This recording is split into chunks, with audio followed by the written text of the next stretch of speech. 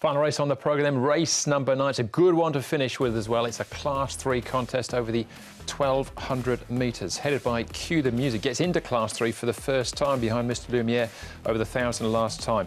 Transcendent makes his Hong Kong debut as a 5-time winner before arriving. Le Terroir is on a hat-trick. He's a 4-time course and distance winner. Shining Ace, a last start course and distance winner. Dead heating, mind you, with Aurora Pegasus. Seattle Choice makes his Hong Kong debut, a 2-time winner out of South Africa. Starlight, a 7-time course and distance winner, 3rd of Meridian Genius last time out. E-Master coming out of that same race. He finished 9th though. He will jump for barrier 9, Lark Hewitson in the saddle. Shining Ace and First Responder are the horses that have been up at Chung Fa within the last 30 days. Now, we made our way to the touchscreen to have a look at the speed map and some key races here. And as far as the speed is concerned, Tom, it would appear that it comes from out wide. Barriers 10 and 11 for My Darling, and Le Terroir has been in rare form. Yep, they're the two horses that will come across. The speed will be good, and they'll come across from out in their wide stalls and make their way towards the front with Le Terroir drawn on the inside of My Darling. This horse here, Shining Ace, he dead heated last start. He actually got a long way back, but this time he's drawn better, so he should get a nice run. The horse that's a listed winner and placed in group level overseas, Transcendent, he should get a nice run there. He's looks fairly forward, I think, in his trial. Zach Purton's been riding, but Dylan Moe gets on board, and this horse here, Starlight, he got a nice run up the inside last time out. He's mapped to get a nice run there as well. Is Starlight for Umberto Rispoli. All right, as far as track work is concerned, Paul, what's caught your eye? We're going to have a look at Le Terroir at first. We haven't seen him for a little while, but look, he's won 4 of his last 5 and run second, and the other one he's in great form. Joe Murray from barrier 10, but he's got that gate speed. That's some 4:03 on the far side. The red saddlecloth is Le Terroir. Shining Ace, dead heated at his last start. It was a big run from him from a wide draw, but he's got barrier 3 now, so he's definitely going to get his opportunity to go on with it. Blake Shin will take them out, and the horse has improved from that last run as well. He goes nicely here in the mornings. And Shanghai Master, nice piece from him. You can see he's under a good hold. Ears prick as he comes in. Probably should have done Cue the Music, being with the theme that Abba theme and also Brett Davis's last meeting. Yeah, it's too late now, isn't it? But I think we'll have a look at Cue the Music. We will. We'll see Cue the Music in a moment. Let's start off, though, with Le Terroir and jockey Joe Moreira. Race 9, Le Terroir for Peter Ho. This horse is in super form. What kind of feel has he given you in the last 2 outings? A nice horse that is just improving each time that he's going out there for a race. So, obviously, circumstances are a little bit different at this time, but what he has done in the past, he gives us plenty of confidence that he's going to be going out there to be competitive once again. He had a trial the other day behind some of the top sprinters here. How do you feel he's going into tomorrow night? He felt great. I wasn't able to give any challenge to those good horses. As we know, they're very good. I was asked to look after him at the trial, and he gave me a good feel. He's going to the race well prepared, and I'm sure he's extremely healthy and happy. So, yeah, he's going to be competitive once again. He's at the top of Class 3 now with the way he's been racing and winning. Do you think if he can take that next step into Class 2, he'd be competitive there? What he has done in the last 2 months gives us that kind of confidence that he's going to reach Class 2 and he's going to be competitive on that class as well. Let's briefly talk about Sunday. 5 winners, 2 of the big Group 1 races. Where does Sunday rate on the list of achievements for you? I wouldn't put in the top, but I would be putting up there with among the best 3 days of my life, my career as a jockey. You know, it's one of those days that we'll never forget. It's very hard to win 1 race in those internationals. Go out there and win 5. It's surreal, and obviously I'm extremely happy with that. Yeah, coming for a massive weekend, Joe, but back to business at Happy Valley on a Wednesday night. That's with Le Terroir. Let's have a look at a few of the others, his rivals in this race, starting off with Cue the Music. And he's only had a couple of starts so far, well, 3 in actual fact. And again, something to like about all of them. Yeah, I've definitely got him in there, Cue the Music. I think he's a nice horse, this one. He's only had the 3 starts, as you mentioned. He came down from the straight 1,000 when he ran a really eye-catching 4th behind Athero. And then these 2 runs here at Happy Valley have both been pretty good as well. So, look, I've got him in there, barrier 5. He should get his opportunity. He probably had the odd excuse 2 runs ago. He got the tongue over the bit, but he stayed on well last time out off what was a fairly hot tempo in that race. Yeah, well, it's a track record in actual fact here for Mr Lumiere. So that in itself, the fact that he handles the track, he's drawn barrier 5 here. Zach Purton on board for the informed David Ferraris as well. All bodes well for him. Now, this is a first starter here in Hong Kong. Runs in the exultant colours.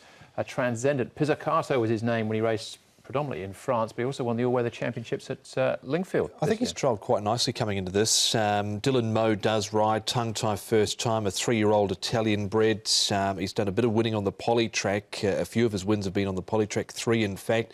Quite recent trial over the 1,600 metres. That's super wealthy. I think the horse in the yellow cap there for Douglas White. So I think he's fairly forward.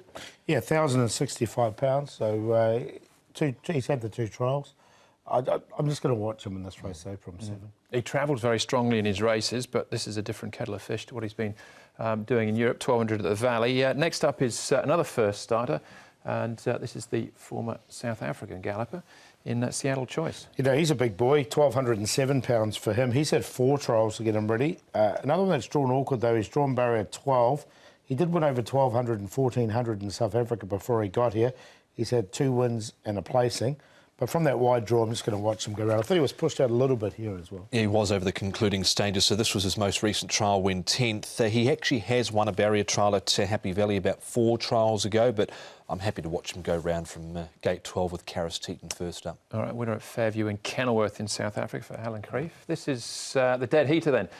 Shining Ace last time out, wide into the straight. Him and Aurora Pegasus couldn't be split. Yeah, I mentioned he covered a bit of ground last time out from back of the pack. This time he's drawn in gate number 3, so I think he's a real live chance in this race here. He's holding form well. He came with a really good sprint over the final stages. I actually thought he got up on this occasion to beat Aurora Pegasus, but the judge declared it a dead heat. But I like that he's got a better draw this time round. He'll be fairly forward, I think, and he won't have to cover all that extra ground. Yeah, he's one of the major chances for me. He's got that good draw. He should get a really nice run.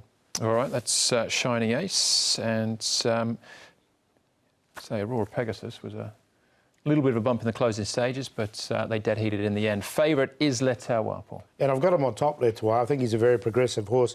Interesting to hear Joe thinks he can be competitive in Class 2 as well. Shining Ace will get the nice run. Cue the Music's done nothing wrong. And First Responder, another one that's drawn pretty low in barrier 1, in fact, should get a nice run just in behind as well. 3-5-1-7. I'm going to take a chance here with the Shining Ace to take on Le Terroir here. Shining Ace just drawn so well, covered a bit of ground last time out from back in the field. I think he certainly will get a great chance in this race at 6.8. I've got Le Terroir and Starlight. He can certainly run a race, old Starlight. He's a 7-time course and distance winner. And Cue the Music, so 5, 3, 10 and 1. Yeah, I got the same 4 numbers as Paul. We've all got the 135 though. We've all got the 135 in the numbers. So maybe again that's a good starting point. Now, as far as the stats are concerned, heading into this meeting, we look at the combination, Paul, of Casper Founds and Zach Purton. Yeah, we know how well they both go at Happy Valley. With their trump cards in particular, 55% first 3 rate, you know, with 8 wins, 6 seconds, 7 thirds from their 38 runners. So a very potent combination as Casper and Zach. And looking at the one to watch that's they've trumped was Perfect Glory. So he's a big chance. I thought he's only having his second start back in Class 3 and he's won twice in the grade.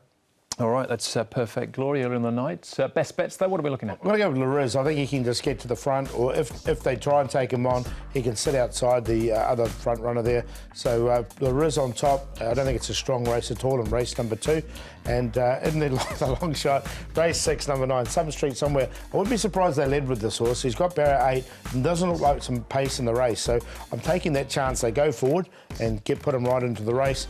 And I'm going to put him in there with Perfect Glory and Surrealism. Well, I think are the main 2 dangers to some streets. Righto, my best on the night comes up in race 6, number 2, Racing Luck for Vincent Ho and Francis Loy. He's drawn 11. He'll need a little bit of pace on if he gets back, but I think he'll be certainly running on strongly at the end, Racing Luck. Francis Loy double here, brilliant. It's not the strongest of race, probably looking for a bit of a price about him.